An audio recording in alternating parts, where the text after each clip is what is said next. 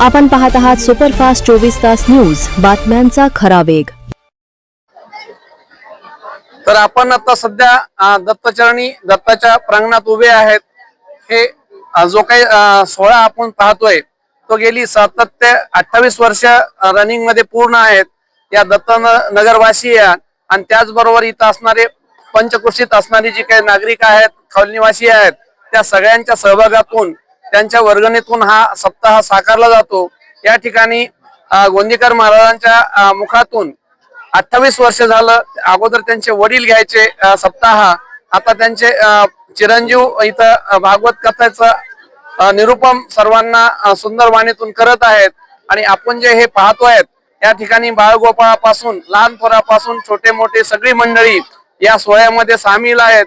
आणि इथं कुठलाच वाद किंवा कुठलीच काही वेगळी चर्चा येत नाही। सगळे कॉलनीवासी सांगोपाने व्यवस्थित एक विचाराने सर्वच कार्यक्रम आयोजित करतात। आमच्या बाजूला सध्या रनिंग असणारे जे काही भंडारवाड आहेत, काय नाव सांग तुझं पटकन? दयानंद भंडारवाड सध्याचे अध्यक्ष माझ्या बाजूला उभा आहेत। त्यांचे आणि त्यांची टीम, त्या तरुण सगळी मंडळी या ठिकाणी हिरिरीने काम करतात, रात्रंदिवस या सोहळ्यासाठी झगडतात।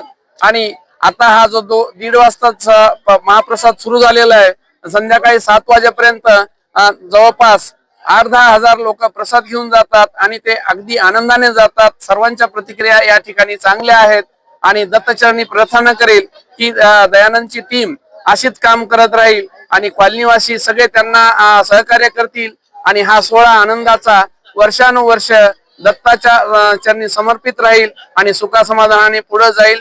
धन्यवाद।